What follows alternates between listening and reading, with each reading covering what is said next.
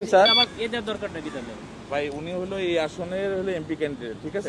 কোন দলের স্যার? জামাত ইসলামী। বুঝতে পারছি স্যার, আমাদের ক্যান্টনমেন্টের নিরাপত্তার সাথে ক্যান্ডিডেট গান নিয়ে না আপনারা তো ওখানে গান নিয়ে বসে আছেন, একবারে জিহ্বা দিয়ে চাইতে ফেলতেছেন তারেক জিয়ার জন্য। আমরা কেন চাইতে পারবো না? আমাদের তো স্যার সরকার এটা আমাকে বলে তো ইয়া হবে না যে স্যার এটা স্যার আপনি এই হিসেবে দেশটাকে পরিকল্পিতভাবে ধ্বংসের দিকে নিয়ে যাচ্ছেন, আবার পরিকল্পিতভাবে ধ্বংস করতেছেন আপনারা। দিস ইজ টোটালি দেশটাকে টোটালি সেনাবাহিনী কিছু অফিসার স্যার আমি আপনাদের তো যাওয়ার নিষেধ করি না স্যার। বাংলাদেশের সেনাবাহিনীকে আপনারা বিতর্কিত করতেছেন, সরাসরি ডিসক্রিমিনেশন করতেছেন আপনি। একেবারে সরাসরি। আমি প্রধান সেনা প্রধানের সঙ্গে কথা বলবো স্যার বলতে পারেন স্যার, হ্যাঁ আপনি কথা বলেন। কেন তো আমার গাড়ি আটকে রাখবেন কেন আপনি? আমি তো স্যার আপনাকে না আপনি তো আটকে রাখছেন। আমি তো স্যার আপনাকে যাইতে দিলাম স্যার, আমি তো আপনাকে আপনারা আমাকে একটু সহযোগিতা করবেন। আমার টোটালি সেনাবাহিনী এদেশের সম্পদ, এই সম্পদকে আপনারা বিতর্কিত করতেছেন আপনাদের ব্যক্তি স্বার্থে। স্যার একটু স্যার ব্যক্তি স্বার্থে করতেছেন, ব্যক্তি স্বার্থে সরকারকে এই প্রশাসনকে আপনারা বিতর্কিত করতেছেন। একটু আমাকে সময় দিন স্যার। সময় দিন। মানে আরেকটার জন্য একটা মোটরসাইকেল মেরে দিয়ে চলে গেছিল। এটা ডিসঅ্যাপয়েন্টিং সিচুয়েশন করে সারা দেশে খুব তাড়াতাড়ি আপনাদের জন্য দেশটা বিশৃঙ্খলা হবে। পুরো দেশটাই বিশৃঙ্খলা করতেছেন আপনারা।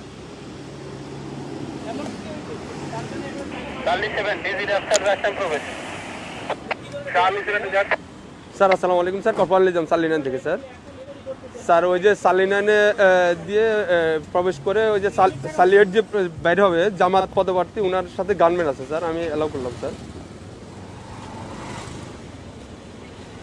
এমপি পদপ্রার্থী, সংসদ পদপ্রার্থী, ওনার সাথে গানম্যান আছে স্যার। আমি এদিকে তারেক জিয়ার প্রতিদ্বন্দ্বী ডাক্তার এস এম খালেদুজ্জামান বলেন স্যার ওই যে বলেন তারেক জিয়ার প্রতিদ্বন্দ্বী 17 আসনে স্যার উনি তো ওইটাই candidate। ওনাকে বললাম স্যার, উনি আমার সাথে কথা বলে দেন। আচ্ছা স্যার একটু কথা। হ্যালো আসসালামু আলাইকুম, আমি doctor S M Khaleduzzaman, Dhaka 17 আসনের জামাত ইসলামী। না কিন্তু আপনারা তো তারেক জিয়ার জন্য জিব্বা দিয়ে রাস্তা পরিষ্কার করে ফেলতেছেন, তাহলে আমাকে কেন দিবেন না? Why not? আপনি শোনেন, আপনার নাম কি বললেন? আপনি দেশটাকে পরিকল্পিতভাবে এর মধ্যে এটা কেওয়াস সৃষ্টি করতেছেন আপনারা। নো নো নো নো কেন নয়? আপনারা দেশটাকে ধ্বংসের দিকে নিয়ে যাচ্ছেন এবং কিছু অফিসার নিজেদের ব্যক্তি স্বার্থ হাসিলের জন্য আমাদের সুপরিকল্পিতভাবে 5 আগস্টের পরে আমাদের দেশটাকে আপনারা ধ্বংস করতেছেন, আমাদের দেশটাকে পুরো ধ্বংসের দিকে নিয়ে যাচ্ছেন আপনারা। আমি সেনা প্রধানের কাছে এটা কমপ্লেইন করতে চাই। আপনাদের অফিসারের সঙ্গে আমি কথা বলতে চাই। রয়েছে স্যার, বডি ক্যামেরা অন আছে স্যার। আমাদেরকে নিরাপত্তা দিচ্ছে, আমাদেরকে নির্বাচন কমিশন থেকে নিরাপত্তার জন্য দিচ্ছে গানম্যান, আবার আপনি আমাকে যাইতে দেবেন না কেন?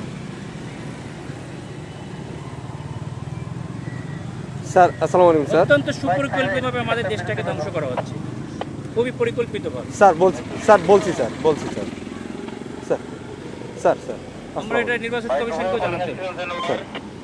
স্যার আসসালামু আলাইকুম ভিডিও করো, আমাদের গাড়িতে আটকে তোমরা ভিডিও করো, এটা ভিডিও করো যে আমাদের গাড়িতে এখানে স্যার। সরি স্যার, এখানে ক্যামেরাতে ভিডিও করা যাবে না কেন? স্যার। আপনারা তো ভিডিও করছেন কেন? আমরা তো অধিকার আছে স্যার। এটা কেন করবেন? আপনারা দেশটাকে পরিকল্পিতভাবে কেন ধ্বংসের দিকে নিয়ে যাচ্ছেন বাবা? স্যার বুঝতে অনেক পারছি মানুষ স্যার, রক্ত আমি দিয়েছে, আপনার কথা বুঝতে অনেক পারছি স্যার। মানুষ রক্ত দিয়েছে, আপনারা আর রক্ত নিয়েন না আল্লাহর রাস্তে। দেশটাকে সেনা প্রধান অত্যন্ত ঐতিহাসিকভাবে দেশটাকে এভাবে রক্ষা করছে। স্যার আমি তো আপনাকে যাইতে নিষেধ করি না স্যার, আমি তো আপনাকে বলছি আপনি যান স্যার, কিন্তু আমাদের ক্যান্টনমেন্টে গান নিয়ে অস্ত্র নিয়ে ঢুকা নিষেধ, এটা এটা আপনাকে কেন দিচ্ছে?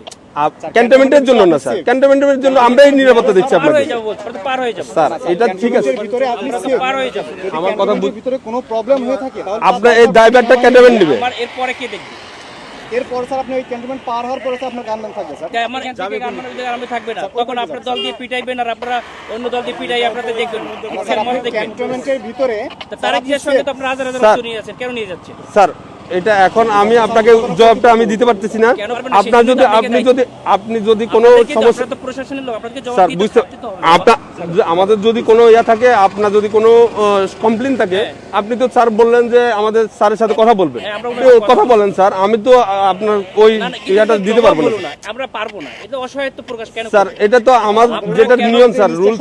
আপনারা পরিকল্পিতভাবে দ্বিচারিতা কেন করবেন স্যার?